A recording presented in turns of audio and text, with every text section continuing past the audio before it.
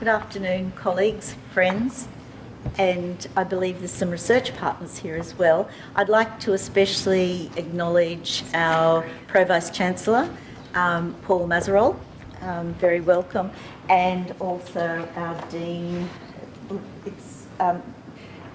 previous Dean of University of Sunshine Coast, John Bartlett. Thank you for attending, both of you. First of all, I'd like to acknowledge the custodians of the land on which we meet. Griffith University acknowledges the people who are traditional custodians of the land, pays respect to elders, past, present, and extends that respect to other Aboriginal and Torres Strait Islander peoples. It's my pleasure, I suppose I should introduce myself. I'm Greer Johnson, the Director of the Griffith Institute for Education Research. It's my pleasure to warmly welcome you tonight. This is a special event. We have a series of Twilight lectures, and this is not a lecture. This is an interactive event, so I warmly welcome you to listen and participate as the evening progresses. We're partnering in this event with the University of the Sunshine Coast, and my colleague, Ali Black, is here and to chair the panel tonight.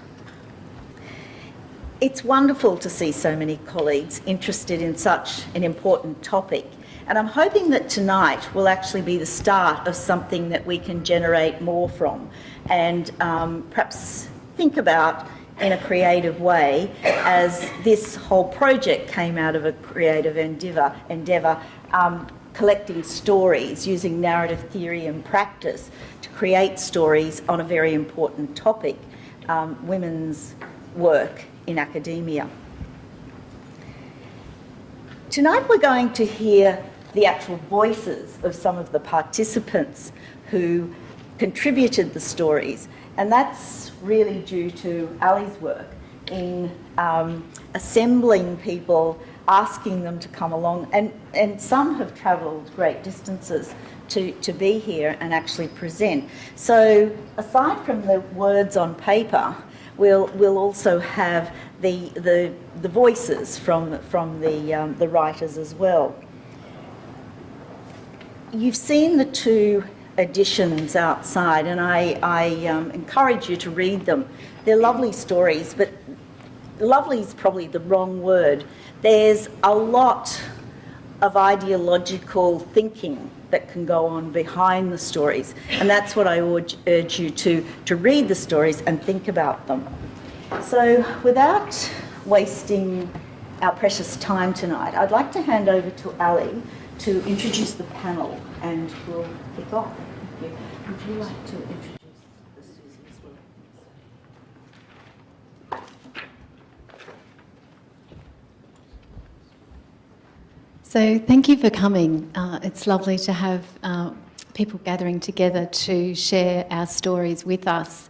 So I'm Ali Black, and I work at the University of the Sunshine Coast, and I'm co-editor of these two books, Lived Experiences of Women in Academia and Women Activating Agency in the Academy. And I'm co-editor with Professor Suzanne Garvis, who's here with us via Zoom. So I'd like to welcome Susie, and she's got a few words that she'd like to say first, and then I will introduce you to the rest of the panel. Thanks, Ali. Can everybody hear me first of all?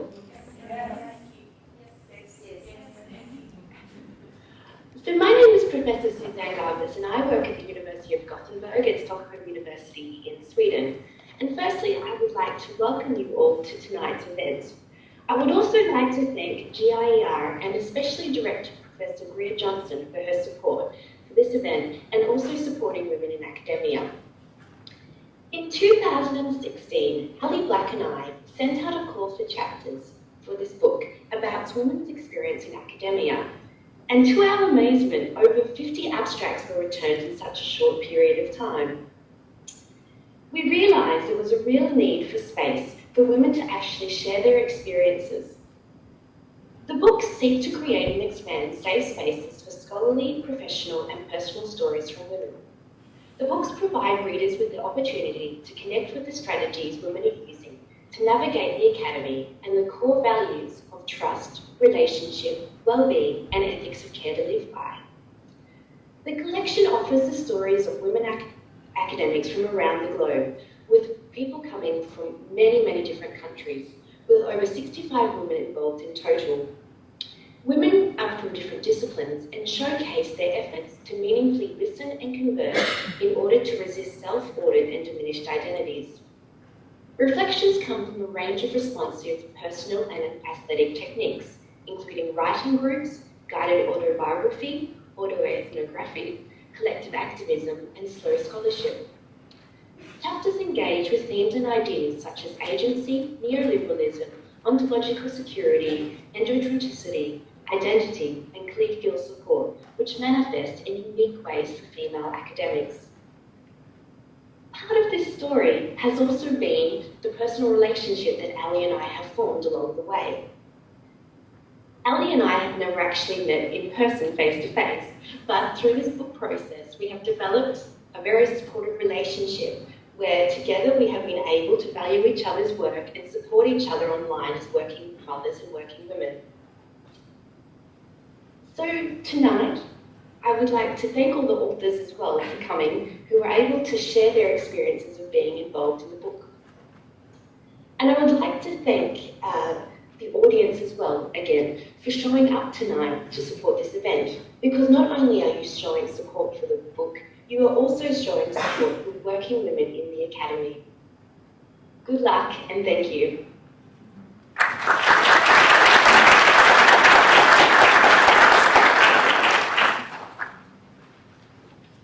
Thank you, Susie. It's lovely to know that you will be here listening as well. So Susie's going to be lurking in the background and listening to our conversations, but she won't be on this main screen the whole time because she won't be able to do anything if we do that. She will have to look like she's behaving.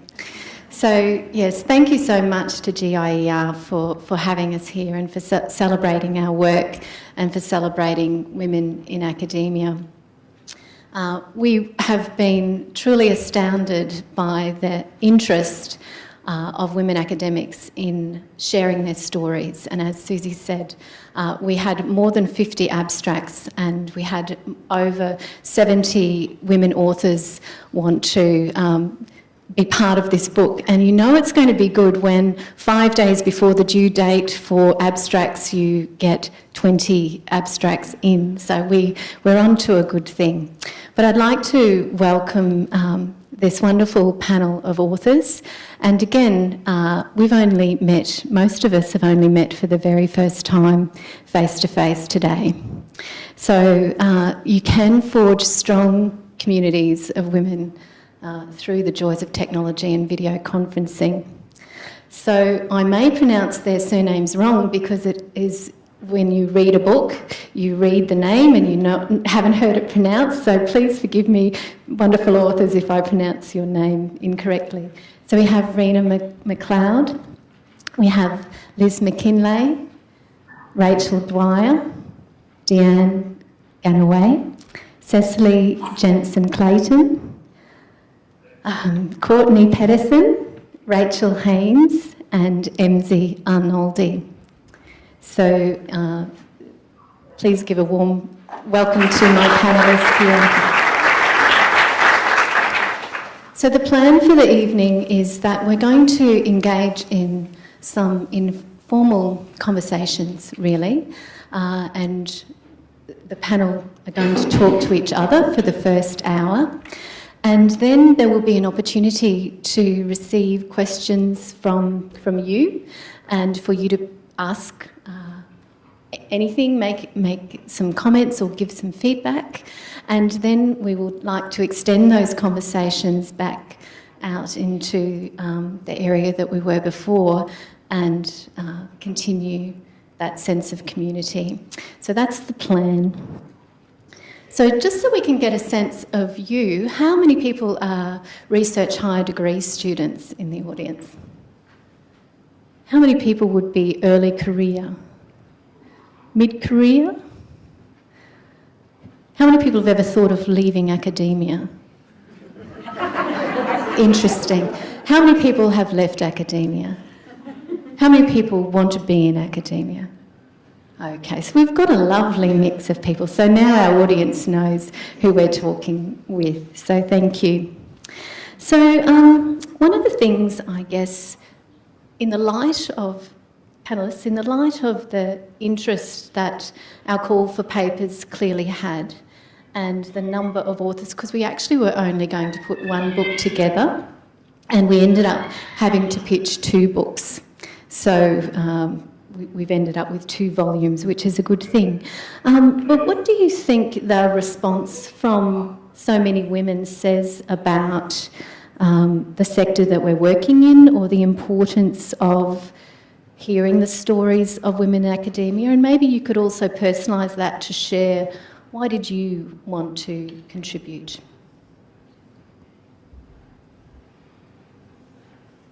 Who's going to begin? Sounds like you want. You are. That's right. Look, I know that there was something about the moment that Rachel and I read the call for papers that was it connected with issues and questions and conversations we'd already had about the challenges for women in academia, and it seemed like this kind of lightning rod moment for us to be able to formalise that and to say, how do we turn that conversation into something more tangible, and grab that opportunity to speak to others directly through that process. So I know that was really the initiating point for us. And also an opportunity to connect with other women in academia, and actually to formalise and make time for us to sit down and write together and collaborate. So the conversations that have been ongoing for many years. So that was a wonderful opportunity that we saw. Can people hear at the back? Yep. So maybe we could lean into the mic. I think for my colleague Libby Flynn and I, we felt exactly the same as you, Rachel, in that we were having these conversations anyway, because we were both, Libby and I did our PhDs in parallel. We started families in parallel, and we both happened to be pregnant at the same time as we saw this call for papers, and it was an opportunity to make space to actually spend time together. Not that these conversations wouldn't have happened anyway, but it was a way to essentially justify that as a good use of time as well, because it meant that we were productive and we were working at the same time as we were talking these the challenges and opportunities, but it provided an opportunity for us that came because of you and Susie Ali putting together this book project. So for myself and the 2 wonderful women I had the privilege of writing, who are here tonight, so Dewi Andriani and Siti Muflachar, it's great to have you here, and I feel like you should be here with me because we wrote the piece together. But for us it was about enabling our voices to be heard in a space where they're often silenced, and we felt that was we wanted to share the private, intimate conversations we were having as female academics with others, thinking that maybe the experiences we were having were similar, but very much it was about sharing our voices and enabling our voices to be heard when often they're erased or silenced. And it was very remiss of me, it was on my list of things to do, to actually recognise our authors in the audience and ask them to stand if they're here so that we can welcome them also.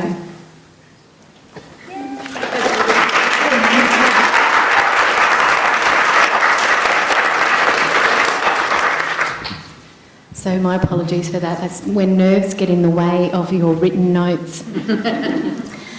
So one of the things that we put to the the call was that we were inviting women to share their stories of what it was like to be a woman in academia, but we were inviting them to use a particular type of research methodology, and we were asking them to feel free to engage with aesthetic methodologies for story, for metaphor, for narrative, for autoethnography, for memoir, for poetry, for those types of ways of writing to be privileged, and feminist writing.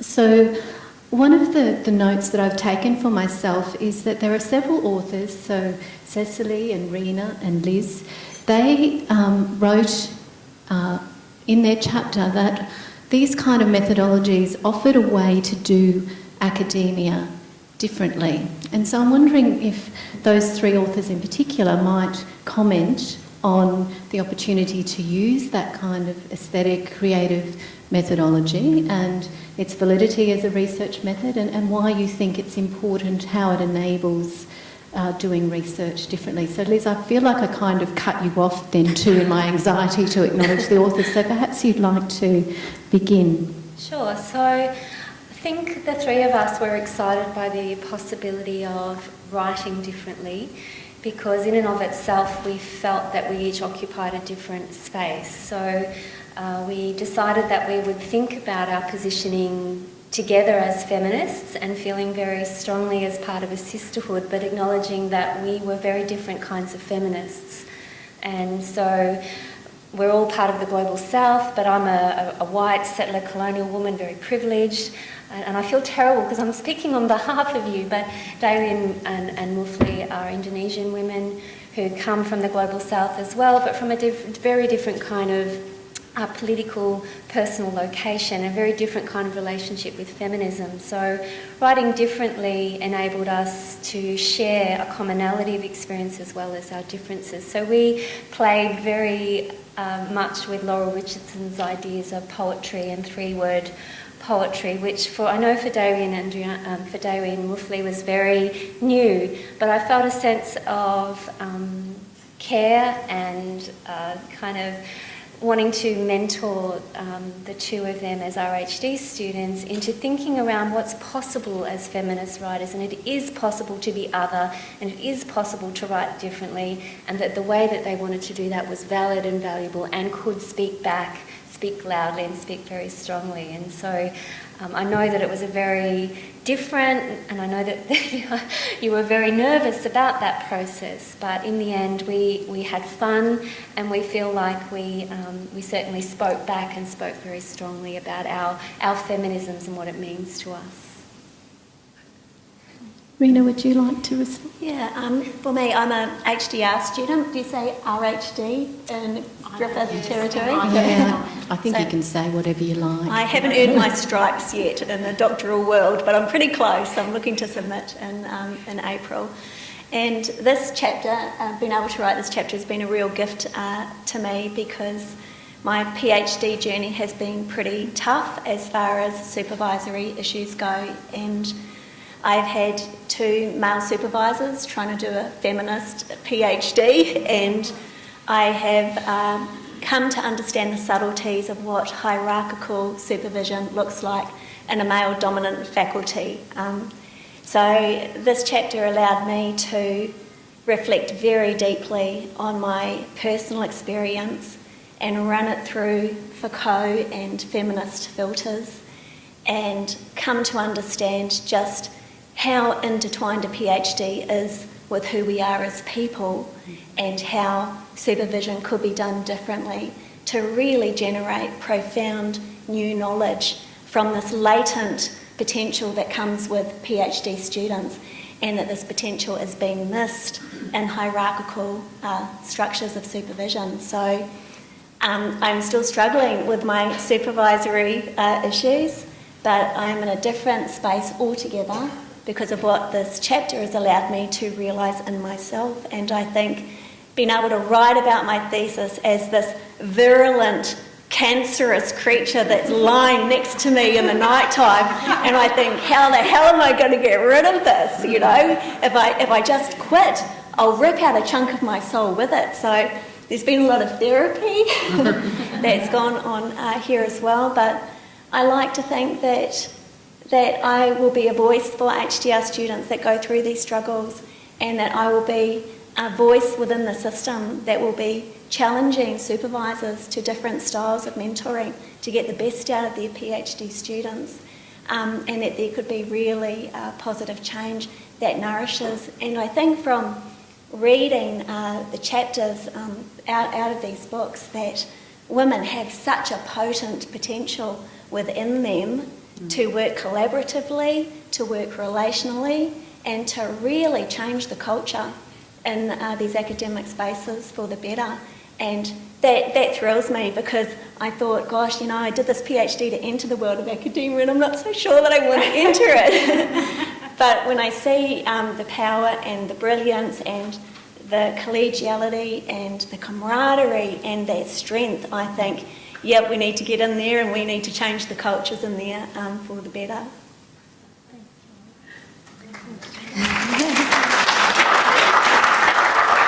Well, that about sums it up now. Thank you, Rena. Cecily, would you like to speak to the power of writing to enable us to do academia differently? Yes, I would. And I must say, the impetus for writing the chapter for me is a very, very selfish one, because when I was a child, I had a female way of knowing, but I didn't realise I was trying to speak within an androcentric world. I could only call it was the world of my father's words. I couldn't think outside of it, but it wasn't me. And so later on in my life, I came to academia. And so in reading a lot of the feminist writers like Kristeva, Irigaray particularly, you know, it all just made sense to me. And Foucault, of course, he's not a feminist writer, but I, you know, understood the issues of power. So I did a PhD within an androcentric framework. But fortunately, I was able to return through writing a couple of chapters and back to my feminist lens, using that again. And it gave me the opportunity to talk about how much our feminine knowing, our embodied knowing, is not addressed within the androcentric framework, and how that is really problematic, and particularly today, because we're now moving into technology, the networked economy, the shared economy. We've had the androcentricity in that capitalist thing, and now we've got the intersection of the networked economy, which is relational. And so for me, it's a joy to see that for the first time in 10,000 years, through technology, we women as a group have a voice. It's the first time that we can be recognised as a group. Before, we've been isolated from each other through language, through our social constructs. And today we're able to say, look, you know, this is not me, this is not us. We're not this female feminine thing that for, you know, 10,000 years or even just the last few thousand years that we've been written about. We've had our sexuality, we've had our embodied knowing. Our embodied knowing has been dismissed and our sexuality named for us. And it's when we get to middle age we start to go, oh, hang on, that's not us. And now I see today we've got this wonderful, wonderful opportunity, and I just celebrate it greatly. So thank you, everyone. Thanks, Cecily. So, as well as using these aesthetic methodologies, one of the things that we're also trying to do is to support collective writing. And there are a couple of us here who did write as sole authors, but we were actually writing about writing collectively. And so that comes across all the chapters. So I was wanting Deanne, because we've got Deanne has some authors here as well, to perhaps share about their writing together. And also I'd like Courtney to talk, because she had this beautiful phrase in her chapter where she wrote that what we need to do is let go of the desire to be sole author of our professional identity. And so, Courtney, perhaps you could speak to that. But Deanne, I really would like to honour your colleagues, your writing colleagues in the audience, but would you speak to the joys of writing collectively and maybe some of that? Sure, but I'm actually thinking that, Courtney, you probably need to start that off. That's an amazing line. Okay, Courtney, I'm happy for you to take over. And can I just say, I actually have to make an admission that this may have been the most pleasurable writing experience I ever had, because not only did I have Rachel as a partner, but I also was writing in a remote valley in the Cinque Terre in Italy. So I actually, so I was being eaten alive by insects, but it was beautiful, and I think that there was something about being in a different place, in a different space, and not being able to be reached by phones or by internet, actually, which was really lovely. So I'd kind of do these strange trips down to the village with my phone to send things to Rachel. But I remember that incredible feeling, actually being completely alone in that, of going, but this is the problem, is that this is actually the rarity, but we are encouraged to maintain this fiction that somehow this is how we are functioning all the time. So it was only in the being alone that I recognised how incredibly dependent and connected we are. And I mean, that's been part of the ongoing collaborative conversation that Rachel and I have had over an extended period of time through research and so forth. But that was a real moment of clarity for me, that sense that this is the illusion, that we are a fiction that we are compelled to maintain, somehow to keep the currency, the structural machinery of academia working. So, yeah. So I think that was our experience. I think one of the things that we learnt through the processes that we engaged with was we were able to give voice to each other at various stages. We were all in different phases of our academic career, but also in our personal lives. And being able to bring those two elements together and actually give voice to the whole of us as individuals, but then also to be able to share and collaborate and give a collective voice and support around that. So we became, as part of this narrative writing group that we formed, where we shared our personal stories that were beyond academia. We actually supported each other through our academic careers. And that was a really profound learning experience for ourselves, because we learned we weren't alone. And we weren't, the institution in a lot of ways was forcing us to be completely isolated. And to only look at one isolated phase or space or part of our individual selves. But through this process, we were actually able to give all of us, all of the whole of the individual, an identity as an individual, and then also able to do that as a collective and as a collaborator.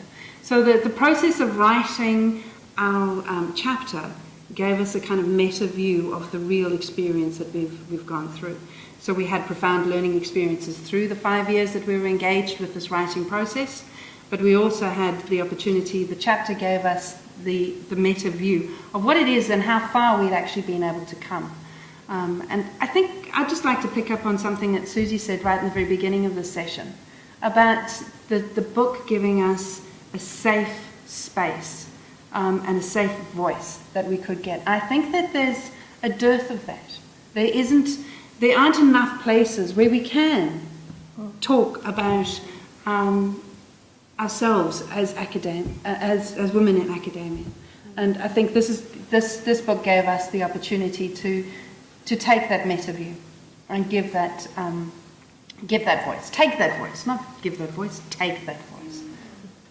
Do you mind if I continue from there? My co-author Libby and I were talking really recently, and it's interesting that the notion of safe space we talked about the risks that we were taking. And now that we've seen this chapter out there, in two ways I can see that there were risks associated with it, because what we were doing was essentially juxtaposing the traditional academic career, what the institution wants of us, and the ways that we seek to not conform to that, because we don't see a way to honour our family responsibilities and our commitments to the institution if we conform to what the institution's asking for us in that way. So we draw our own boundaries and create a way of being an academic that works for us. And so in some ways that is a risk, and it's out there now for people to read. But also we talked about the idea that we now wrote this 18 months ago, nearly 2 years ago, and to think about that moment in time, that's immortalised.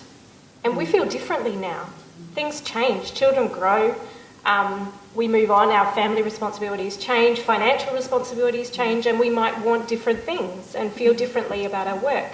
And if that is immortalised, because it's very identified, within our chapter, our narratives are very identified.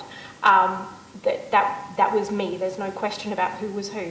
And so it feels like there is a risk there, both in terms of what we were saying and the fact that our ideas change over time. I'm just going to follow that up. We didn't identify. You didn't, I remember We reading. used different names, and that was really quite fun, choosing which names we were going to use. And one of the reasons why we wanted to do that was because of the safety. One of the being able to make sure that we maintained the safe space, not just for us, but also for people that we were talking about, and an extension of that. And so there are lots of themes coming through here: the importance of sisterhood, the importance of having a safe space, the importance of having colleagues that you know will write with you and that you can lay bare your stories of experience. And I've written with a valued co-author, Sarah Locke, and we discovered the story of the brown stage maker bird who turns up leaves to show the tender pink side of the leaf, showing the tender pink underbelly to show landmarks and to invite others to follow this path.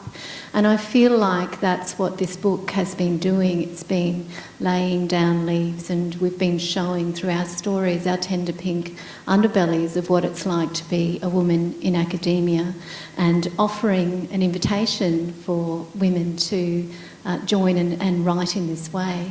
But I would like to ask Emsie if she'd like to talk. Emsie's chapter with her co-author, Rochelle, was around their stories as migrant women who happen to speak 4 languages, but have experienced this insider, outsider sensation, lived experience. So Emsie, would you like to talk a little bit about the value of sharing your lived experience and what that's meant for you and Rochelle? Yes, thank you. In our case, both of us are very experienced academics. Both of us have actually been involved in academia for over 20 years when we migrated to Australia. We have international experience, and both of us actually were marginalised in the sense that because we speak differently, we were in meetings, etc. all the time. We were actually told what the correct expressions were, and that's not the way you say things, etc. And it was pretty confronting for us because our otherness was all the time confirmed and underscored wherever we went. I unfortunately only met her about 2.5 years ago. Unfortunately, I wish it was earlier. But I thought I was being oversensitive, and I withdrew, and I thought I'm not grateful enough to have a job in Australia. And then when I spoke with her, and I found that she had exactly the same experience, and immediately, it gave us that sense of, wow, okay, we're outsiders, but there are others like us. We might look like Australians, but we're not. And the moment we open our mouths, we are really not Australian. So we started talking, and we actually realised, but there are other areas that we can focus on. We don't have to focus on that. We can actually focus on the smaller little things that works for us, that actually makes us happy and gives us work satisfaction. And we've accepted that we will also be outsiders working with them, and that's okay. All right, and we can make it work. But there's always a but. It could have been different, and we wish it could have been different, and we wish that it might have been different because it was a very hard journey to get to this point. But we've been able to make it work for us. Well, the benefit of participating in this writing, it was really illuminating for both of us. She's an extrovert, I'm an introvert, but it doesn't matter. We still have the same experience of the process. And this actually led to my getting involved in other activities off campus, where I feel I can actually help others, while also feeling marginalised or outsiders.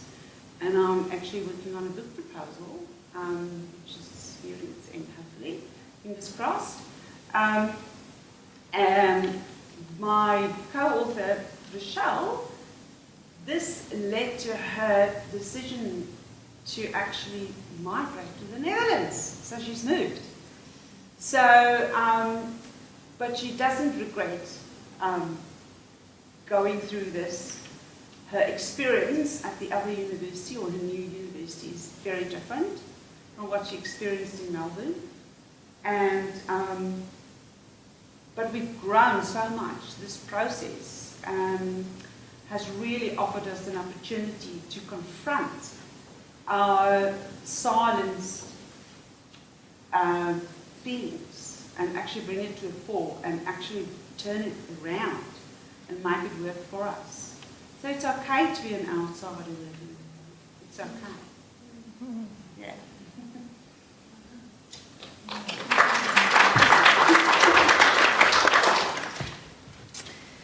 So I'm interested to, across many of the chapters, we might phrase it slightly differently, but we're talking about an ethics of care and an ethics of caring.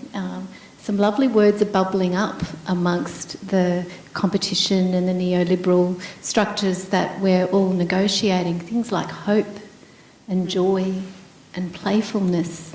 And many people quote Audre Lorde, which isn't surprising, who Audre talks about self-care and self-preservation and self-compassion and remaining well. And she talks about taking care of ourselves and each other as acts of resistance. So I'm wondering if there are members of the panel who would like to talk to some of those hopeful ideas that have come from writing with one another and perhaps have bubbled up in your story. So could you talk about hope or playfulness or self-care and ethics of caring? Could I put Courtney on the spot? Let's put Courtney on the spot. She looked like she wanted to say something. I pulled out one of your quotes as a really special one for me. So this might just be a stepping board for you, Courtney. But you wrote, "A caring environment is one that makes barriers visible and actively provides strategies for struggling with them I thought that was amazing. A caring environment is one that makes barriers visible and works out strategies to overcome them. Priceless. Thank you. I actually have a great debt to offer to Rachel in terms of the work that we have done together. In terms of, I think that all of us have a tendency to internalise this idea that you have to smooth over all of those difficulties to give a story or an appearance of effortless success and what have you. And I have to say that Rachel, as a practitioner and as a researcher, really lives this principle of an ethics of care. And part of that is that the ability for her to recognise those struggles and to be able to name them and to acknowledge them. So while the words may have been mine in that situation, I have to say that the strategy, I think, is very much Rachel's. So thank you. So Rachel, we need you to speak to this now. I think it's something that it's an everyday reminder, and I was saying to Ali that for me this chapter has also become a manifesto. So in terms of writing, I remember at the time thinking about what would my manifesto be for operating in this space in academia, and small acts of resistance is also a phrase very close to my heart, and I actually think about that a lot. And for me, operating in a space of generosity and exuberance is part of an ethics of care. So trying to stay into that space and not reducing relationships to some kind of economic efficiency, which I think is a constant struggle, or is something that requires a constant reminder. And so one other thing I would say about that is in the collaborative relationship and working relationship that we've developed, a lot of that is also being able to vent to each other and just to have that space for very honest communication. And I also applaud the other authors in the books for having this space. It's not just about venting, but actually for honest communication about what the challenges are, which I found very validating. But also to hear and to read resonating these same kinds of affirmations that we choose every day and reaffirm every day to try and work and operate and treat each other in that same space of joy and friendship. So that was very affirming for me. So thank you everybody for that. Yeah, and I have to say that I think that that reading the experience that you've had as a higher degree student and as a PhD candidate, the desire I had when I was reading that to say, we see that, we acknowledge it, and what can we do to make it different and make it better? Like, that was the feeling I had through that process of reading your chapter, was that wanting to say, I've heard words so similar from so many people who've been through the high degree journey, but not said with the same power and not said with that same sense of that the codependency that the research student has with the research. So for me, that was immensely powerful. Thank you, Courtney. I think for me, working with Darian Mufli, there was a sense of what is my responsibility as someone who's been in the academy for a number of years to younger women, and what are the ethics of care I need to embrace them with so that they can have safe passage through writing differently and being able to be the kinds of feminist academic women that they aspire to be. And how might we do that together? How could I enact an ethics of care to hold them and work with them in a way that fulfills that sense of responsibility and while remaining true to the different kinds of feminisms that we hold dear and that draw us together, and So I think that was very much part of the writing process, and to show that with an ethics of care, holding each other carefully, full of care, that we can speak loudly as feminists, and it's possible, and that it is possible to live a life undivided, to be true to your feminist self and write the way that you would like to. But that's when you're encouraging earlier young researchers to do that, it's risky. So there is a real sense of responsibility when you invite particularly HDR students into that writing space, and how you might do that with an ethics of care is really important. But all the caring that's evident there, there's also an incredible amount of power. And I think that's the word that keeps coming back to me when I'm looking at the books in their entirety, is that there's the words you use, the power of speaking out, and the power of being able to make a claim and make a statement and say, this is about where we need to go from here, this is what's actually happening, to put forward situations and to own those situations, and to share those elements. I think that there's a real power. It's a really strong, a lot of the work that I was reading shows really strong, robust research methodologies that as an academic woman, I really want to engage with. I want to explore some of these. I want to be able to adopt.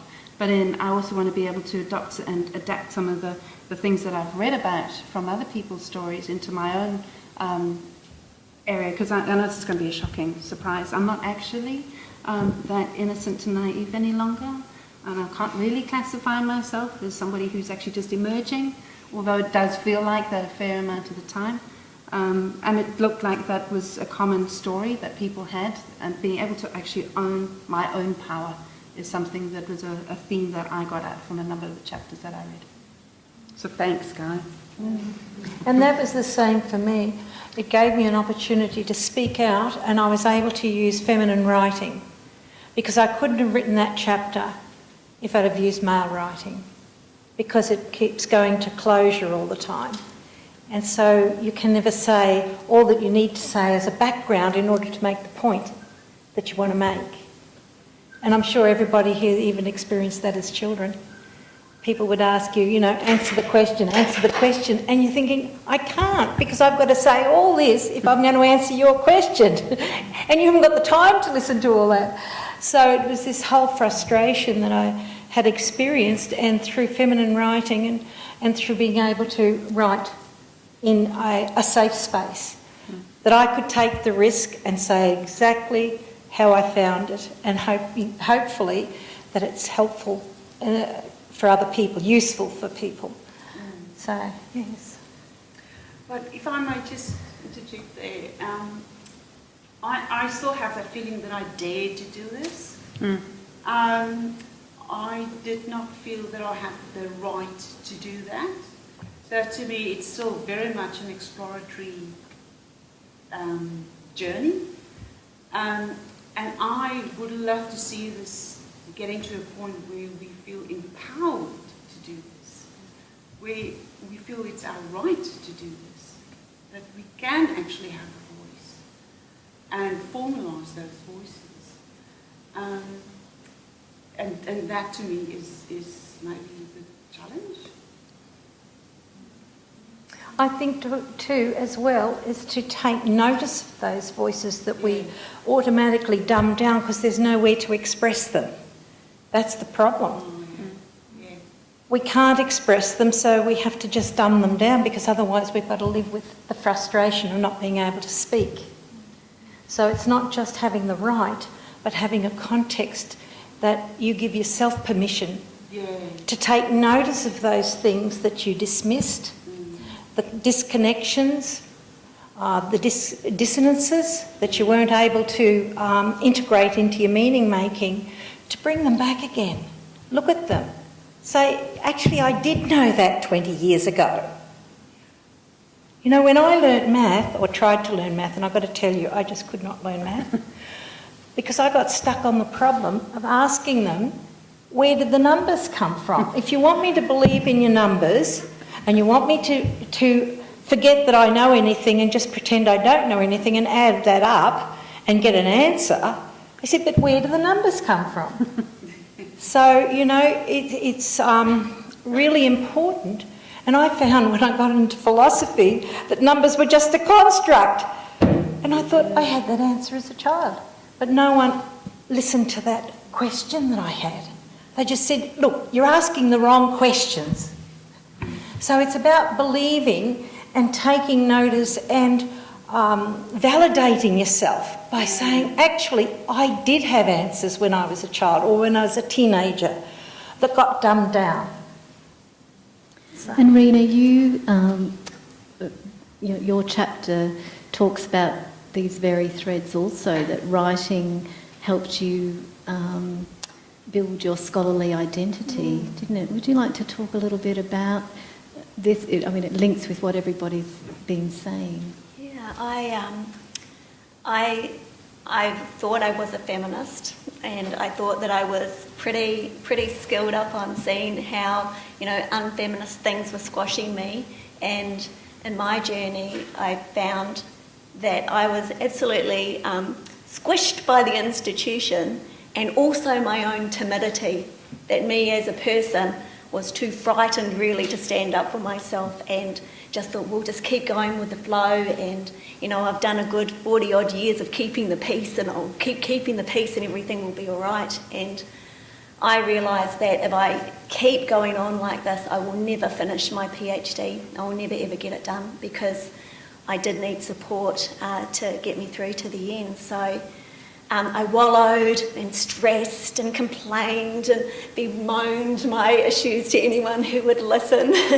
And in the end, I realised you have to recognise how you are being made subject to pressures and being made subject to institutional power that is having this effect on you. And the light bulb really went off then, and Michel Foucault, just reading him was very clarifying, and the feminist lens then was really clarifying too, that I was subject to institutional power. They had decided what my identity would be. I was living that identity, and I was doing really badly. And I mean, this journey had taken a bright, happy, sparky person who thought that she was, you know, pretty good, staying on a mental even keel, to absolute depression. And that was just not me. And I recognised through Foucault that this power it's not really real. You can push back against it. And through lots of deliberation, and especially my mentoring with Cecily, I recognise that I do have a voice here. I can push back against this. I can go to the policies that promise me a better PhD journey and call them out on it and say, this is what you are promising me. It's in the language of your institution. I'm not receiving it. And for me, this was, I couldn't believe the stuff was coming out of my mouth. I was like, who is this person, you know? Where is timid Rena gone? But she had gone because she was really suffering. And my issues aren't fixed with the institution. I am still struggling, but I've recrafted my subjectivity anew. I've decided what my identity is, and it's a scholar, and I've got the skills to get me through to the end. So whether the institution is going to see me through is kind of irrelevant. Of course, I've got to go through the functional stuff, but I've decided that I'm a scholar, and I've come to a point of valuing me and valuing my work. And from what I've heard through other students and through other feminists and their journey, it's a real big thing for women to value themselves. It's something that we have to come to, you know, it's something that we've got to emerge our way out and change our thinking to really value ourselves. And the old adage goes, you know, you can't love others until you love yourself. And if we start valuing ourselves within academia, then we can start valuing others, and it can only be positive. So this language of the ethic of care has been a really big thing to me that has come through the book, and if it hasn't been explicitly articulated in the chapters, it's been lived.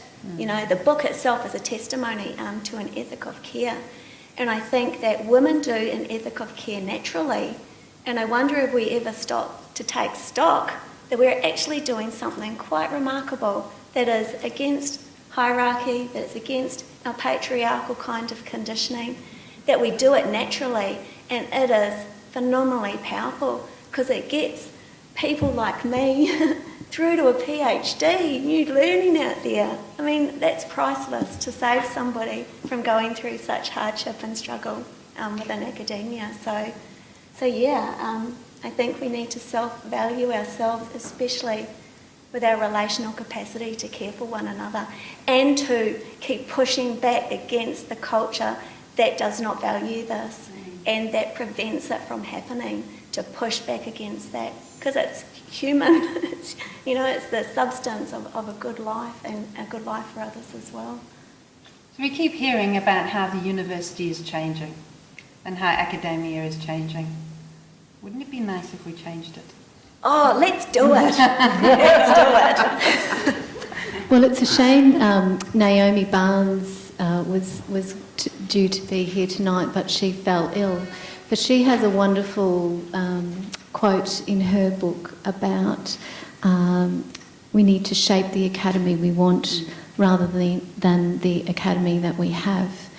And I think that's another powerful quote. I think if Site Club, if we've got fees people here, I think that there's lots of room for citation of our authors here. And I'd like to acknowledge too the authors who have influenced us as well. So, I have a chapter in the second book, in chapter 3, and I didn't realise what I was wanting until I stumbled across other people's terms. So Alison Mounts and her colleagues talk about slow scholarship and exactly this thing, that we can shape academia by making time for conversation. And for this, this is important, but what is also important is our informal conversations that we give time to afterwards. And it's the generosity and the caring that we can offer. And Susie and I are working with another wonderful colleague, Linda Henderson, who also has a chapter 13 in the agency book. And we're currently writing a book, an expansive view on motherhood in academia. And we have said we only want collections, we want writing collectives, we don't want sole authors. We want you to gather intergenerational connections, and we want you to write together and mentor early career researchers. We want a different kind of approach. And for our review team, we want a collective review panel for each chapter.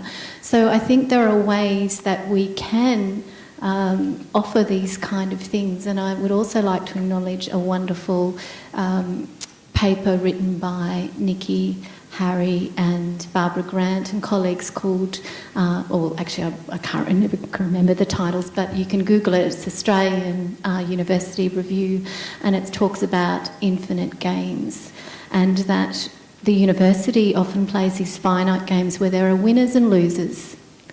But the infinite game is something else.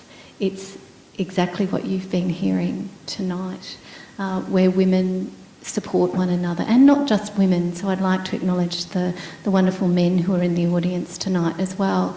We can collectively create a different kind of academia.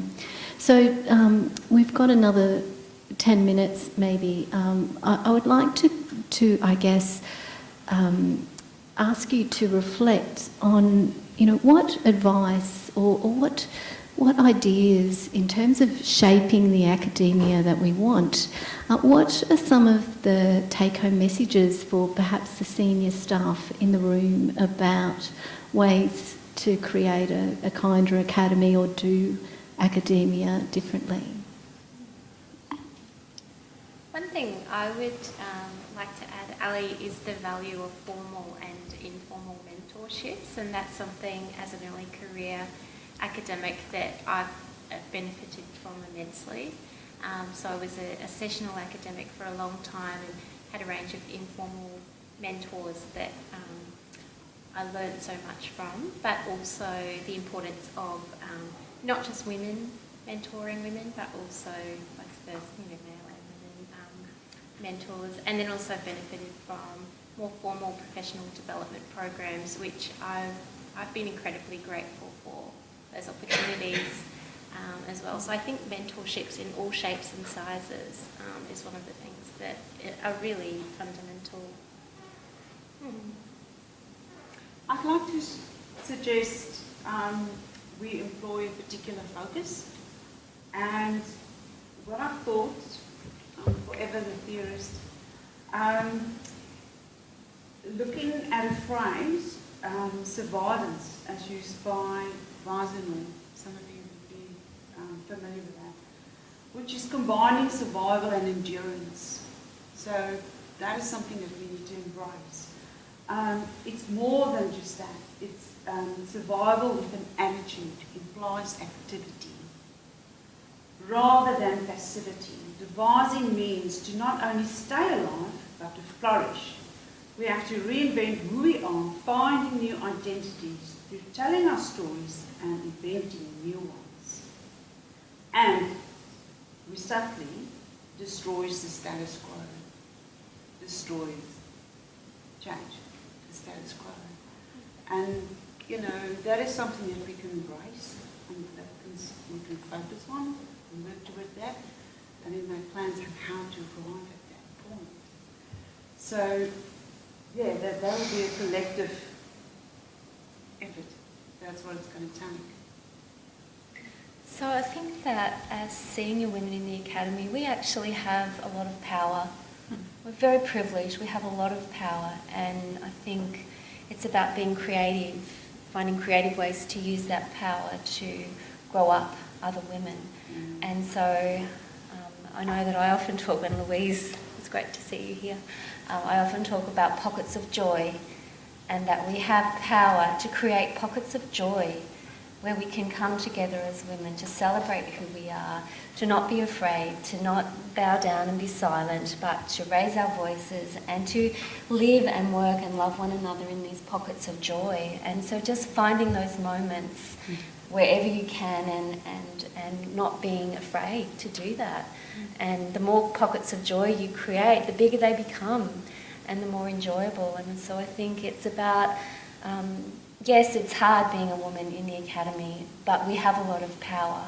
And so it's being willing as a senior woman to be brave enough to use it, and use it not just for yourself, but to make sure you're using it for a collective power as women. And pockets of joy, that's my phrase. And hopefully you've all got one, or you will create one, because I think that's a really powerful way we can make a change for ourselves. I can't agree more, Liz, and I think that I'm always interested by the way that we do become obsessed by stats in the university, like how many women, how many senior women, how many... But there's always a bit of a weird parallel for me about, when people talk about the silence around the pain of childbirth, right? That no one's willing to tell the truth about the experience of childbirth to other women. I worry that there's a bit like we don't want to tell the truth about the pain of academia for other women. It becomes like, we just get many in, but if we don't make it a different place, a more pleasurable place and a more enjoyable place to be, then what is that increasing the numbers about? Is it just sort of sharing the burden as opposed to actually making it a different experience? And I couldn't agree more about that idea about making those spaces and places for people to have pleasure in their work. Because at the moment, I think that feels like one of the most revolutionary and radical things we can do is to take pleasure in our work. Yeah. I think we don't spend enough time harnessing the expertise and the experience, not just of senior academics, but of academic women who have been in academia for their entire experience, and actually on moving into retirement, because the wealth of strength and power that's in that group of women is life-changing. But so often they're silenced and pushed to the side. And I think if there's we have early career, we have mid-career, but we don't have a category of people of an awesome career We need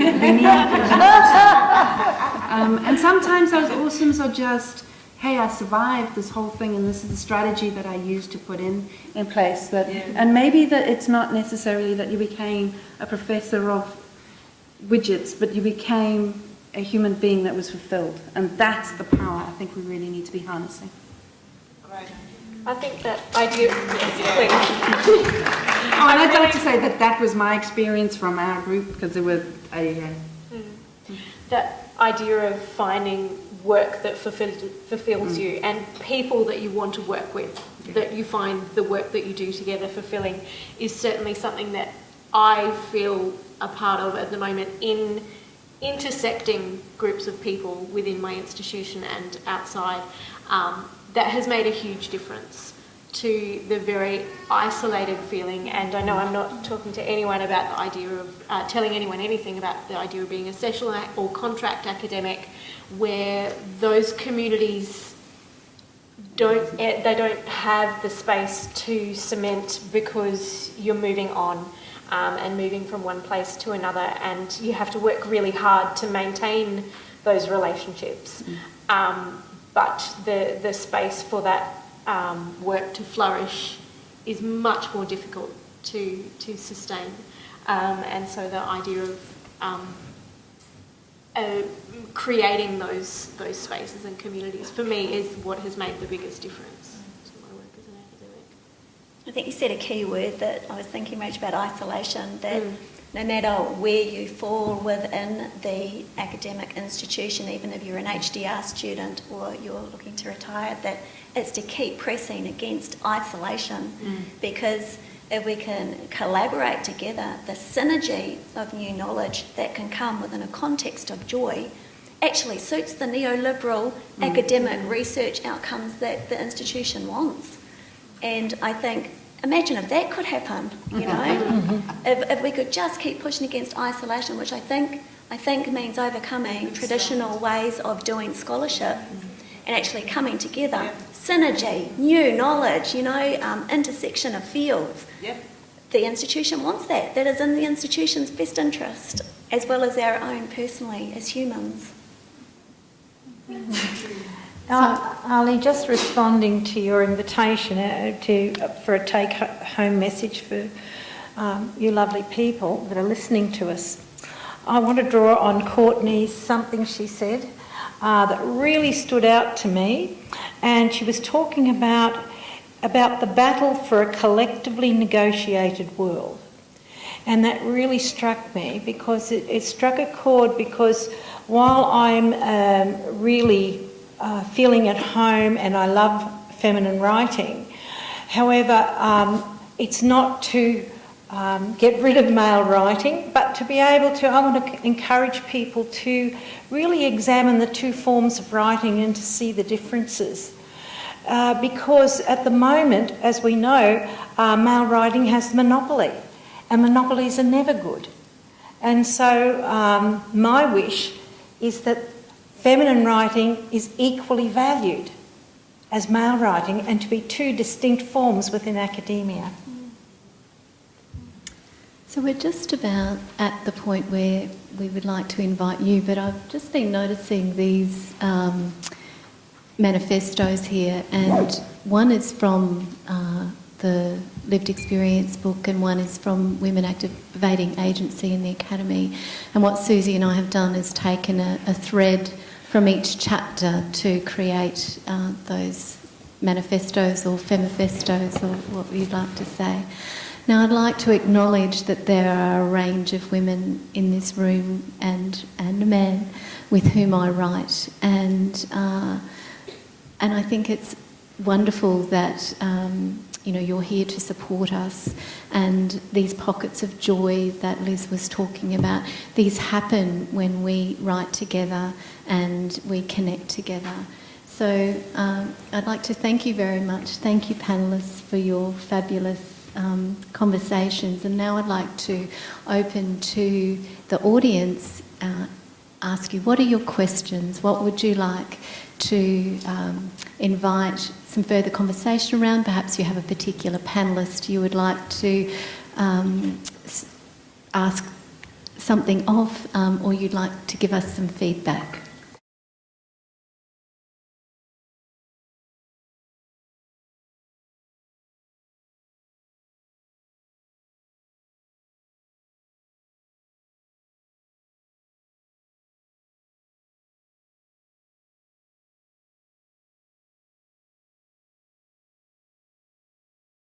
I'm not sure if this really suits like where you are within a business context as well.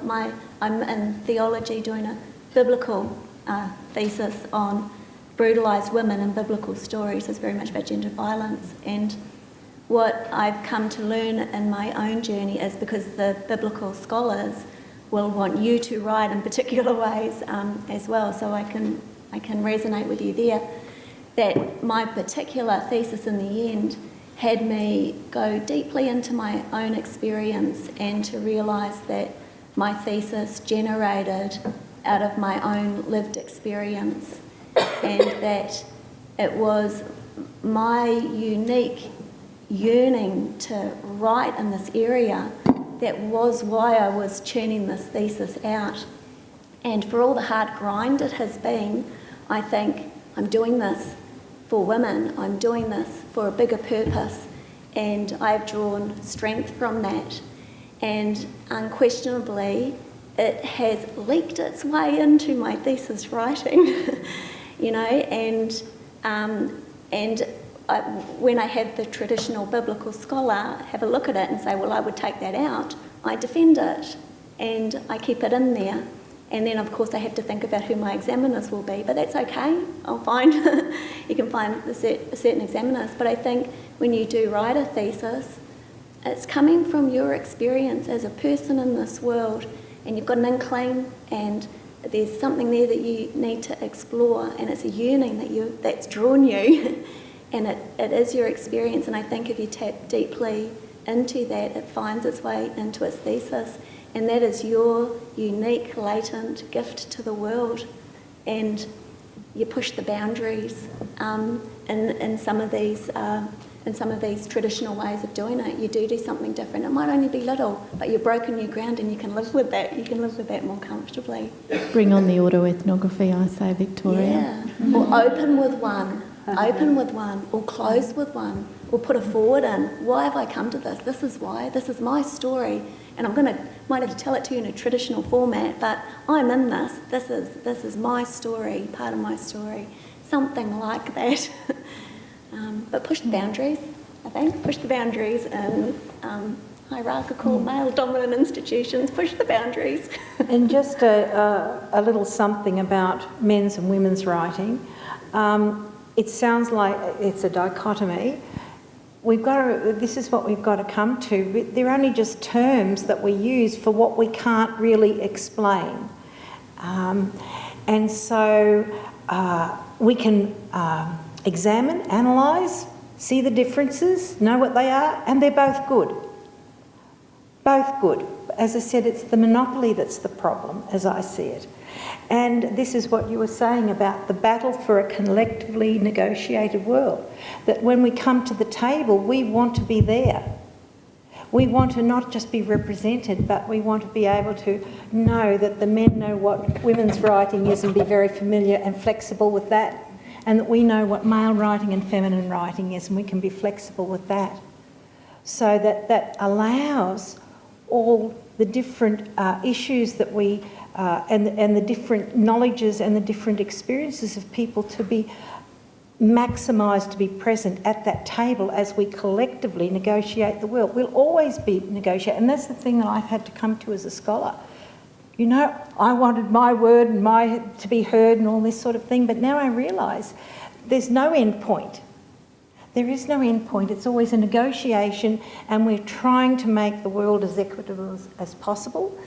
But it'll never be, there's no such thing as equality. It's just an ideal, the same as there's no such thing as democracy. They're all only ideals that help shape our conversation, our thinking and our attitudes. And we're making meaning together. So it's about the men and the women of the Academy trying to work together to understand what is this thing called male writing, what is this thing called feminine writing.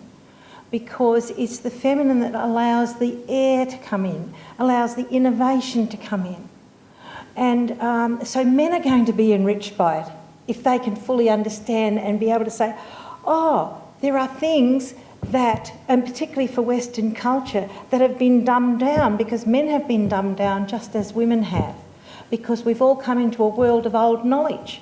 The world, when we were born into a world other people had made meaning. It wasn't our meaning. We're just making our meaning now. And so that was great. It gave us a consciousness to start the world with, but it wasn't the end of the story. And I'm hoping when men realise, when they come into the world, they're also dumbed down. And they also have ways that they've had to ignore their own embodied knowing, because that's the way, particularly in Western culture, that we're formed. But it's not the end of the story. It's only the halfway. Then we start to become enlightened and think, well, okay, that was the cultural story and it constructed me like this and I allowed it to construct me, but now how do I want to do it? How do I want to take hold of this world and construct my piece of the world that I can collectively negotiate with other people? I think that's the real key point. This is a meaning we've constructed. A PhD has only ever been a PhD the way that we've currently constructed a PhD fairly recently. And we've been pushing the boundaries around those things too. So we now have PhD by creative design, there's PhD by publication. These things weren't around recently. What do you want to do? And maybe that's just about finding the supervisors that can allow you to push the boundaries to construct your own meaning. I think it comes down to how hard you actually want to fight. That's the big thing. But I think we should be able to construct any meaning we want to. Mm. And I think it comes back to Rena's point about, I think you were making the point, Rena, about valuing ourselves. Mm. It comes, if we really value ourselves and say, yes, I do have my own knowing. Yes, the rest of the world can be wrong. I can be the only person in the world who is right on this one point. That's called a PhD, isn't it? So I'm just mindful of the time, and I'm sorry to bring those discussions to a close, and they're not to a close permanently. We'll take them outside. But I'm just wondering, are there others who would like to respond or ask a question?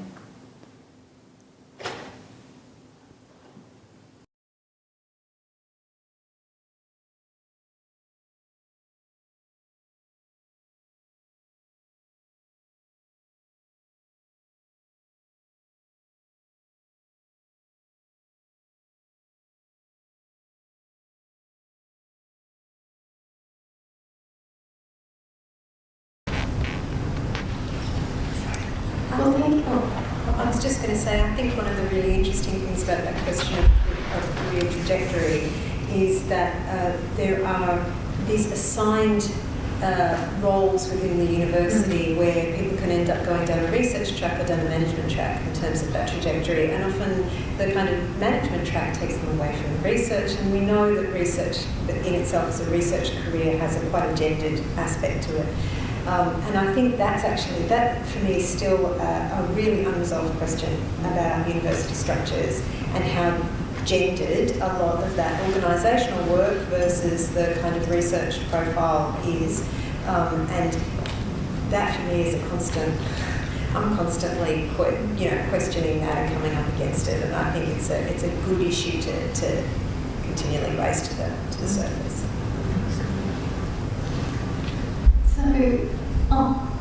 Victoria, you've got it. Can I go again?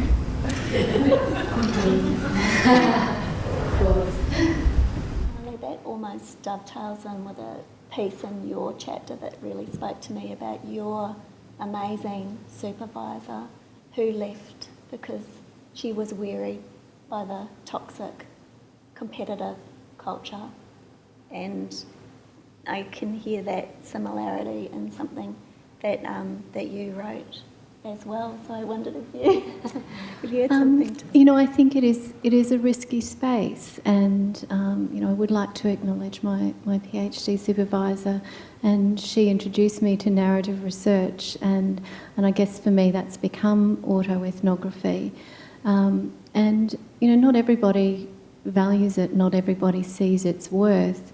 And I don't think everybody has to. And we do need to be advocates for the methodologies that we use and choose. And I'd like to acknowledge Tracy Bunder and Louise Phillips, who have a fabulous book on the power of story. And I think we need to lean into those people. So there are wonderful role models out there like Laurel Richardson and Carolyn Ellis, who are putting their stories on the page, and it is scholarly and it is valuable, it is valid. So there is risk though, and I've written some quite personal stories that are published that are linked very closely to my family life, my father in particular, and that's an incredibly risky space. I don't know how that's even received by others, but it matters, and our stories matter.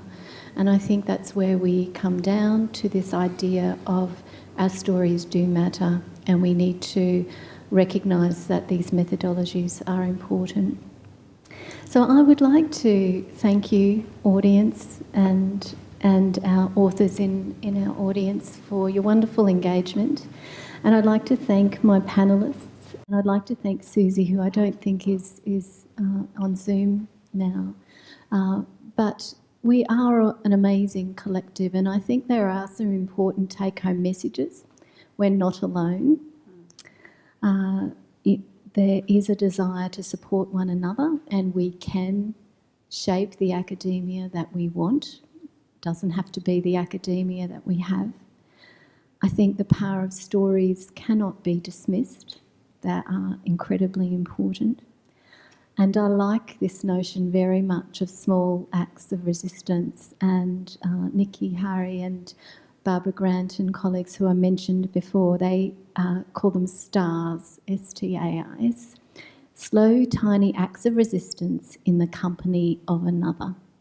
So I would like us to take that up as our as something that we try and do in our work and in our work culture, whether it's supporting research higher degree students or mentoring or enabling a different culture in our senior roles, or wherever we might be stars and to engage with our slow, tiny acts of resistance in the company of another.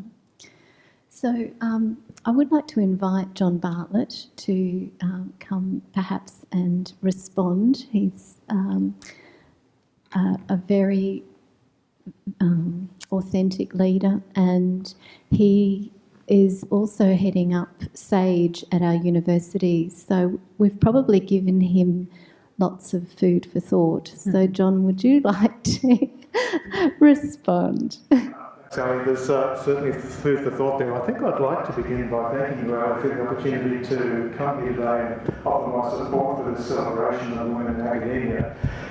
For me, there have been so many affirmations of so many important things tonight. The affirmation of the importance of narrative, both written narrative and spoken narrative as well, and the courage that it takes to actually tell your story. And the big picture that we're all grappling with here, women in academia, is made up of lots of little pictures. And we've seen some of those little pictures tonight. They're very different in all sorts of ways, but there's a commonality among them all. Whether we start from people who are just about to enter the academia, and Rena, I hope that big chain piece that you mentioned doesn't take too big a chunk out of your soul before you actually manage to graduate and get that PhD. All the way through to others who are at the middle of their career and people who are at the end of their career. Stories are all just a little bit different, but they're all very much the same as well. It takes courage to tell those stories. It takes courage to collaborate with others and to lay your soul bare and to find a commonality that will drive change. In a very real sense, certainly our panellists out the front, but everyone in the room in a sense is a change agent to make sure that we can start crafting the academy that we all want.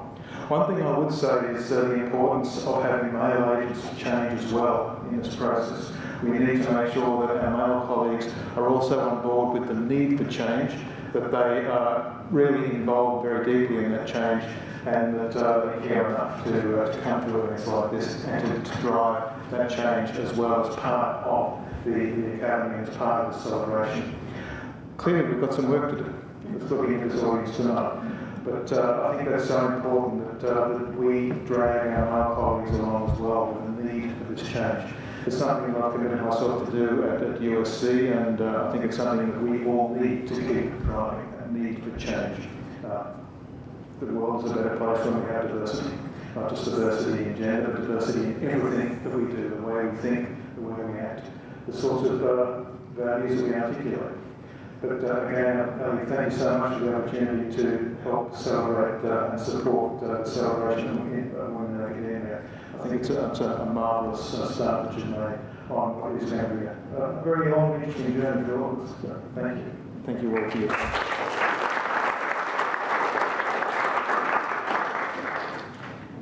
So I'm going to invite Greer to close the event, and I would like a huge thank you to Greer for supporting this event in partnership with us, but Greer's done the heavy lifting. And I'd like to also acknowledge Nicola sitting in the front here, who has done all the behind the scenes, from tablecloths to names to organising Zoom to getting the catering and ordering the beautiful wine that I'm definitely going to have a glass of afterwards. So thank you.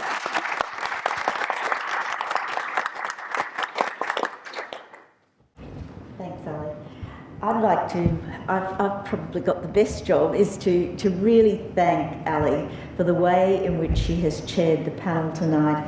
And even before these words, sounds like I'm skiting a little bit, but even before these words came up in the subsequent conversation, I'd written down 3 words to describe the way in which you chaired the panel, and it's expertise, kindness and friendliness.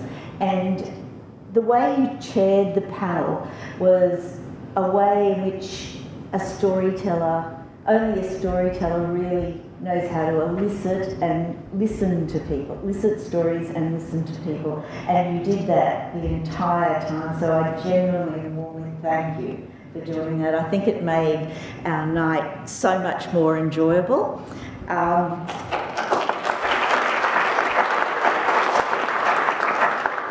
I'd just like to say my own little piece about kindness and friendliness and robustness in the academy. I think sometimes it's taken that if you're kind and friendly, you're a bit light and fluffy. Mm-hmm. And I suppose I've felt that at times. And you really have to occasionally put on a bit of a turn to show that you really are a bit robust, you know, and I've done that too. So I think that's something that I've taken home from this, that it's certainly okay to be kind and friendly and do your own thing, but you can still be seen as a serious academic as well. And I think that's something that a number of people that I've spoken to really do struggle with a bit, especially women academics, or mainly women academics. So I think one of the things that I also take home from this is the fact that the methodologies, which you're right in saying, are often trivialised in academia, in serious research. And if you're not using a certain type of methodology, well, you're not really getting a reliable and valid result. And being very interested in qualitative and visual and narrative methodologies, I really rail against that, and have managed to get quite a bit of it into even government-sponsored research. So I think, you know, trying again and showing that it can bring some valid outcomes is a really good thing to do. But I also think that the methodologies are a bit surreptitious insofar as once you get the rigor look to them, you can also go on with the kindness and the friendliness in eliciting the data. And that's something that I've found quite quirky. You know, it's something that you can work with and have a bit of fun in your mind with. So I really implore you to keep on with what you're doing in your research as well, as in your other research, as well as I consider this to be valuable research, because it's really true social science research. And if we're going to change anything, I think we have to have this form of reflection, not only in the writing, but in the listening and in the interactions we've had. I'd really like this not to be a one-off event. I'd like it to be something that we have maybe once a year or maybe every second year or something, but I think that it's something. What do you think? Do you think it's a conversation? So finally, I'd like to thank you all for coming. I know that people have travelled from Melbourne, from the Sunshine Coast, from lots of places, so I really thank you for that. Next time, it's going to be important that you bring along a male colleague so that we can have twice as many people, and we'll start that way. I'd like to thank everybody who's helped with the event tonight, not least of which the speakers, the panel chair, and of course Nicola, who's worked behind the scenes to get everything ready for tonight. So thank you very much, and we hope to see you again, not only at an event like this, but at some of our Twilight lectures. Thank you.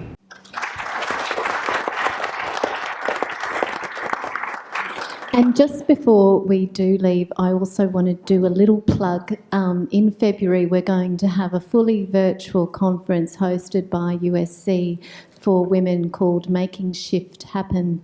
We had to put the F in there because it stands for female, but it will be an opportunity for women to gather together, and men are most welcome.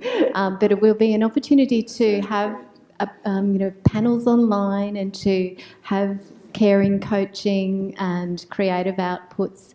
And I'd also like to invite you, Susie and I and the panellists would like to write about this event and reflections. So if you in the audience feel like you would like to write collectively around that and responding to your sense of the evening and any messages or ideas that have come to you through this, please contact me. I think my email is on the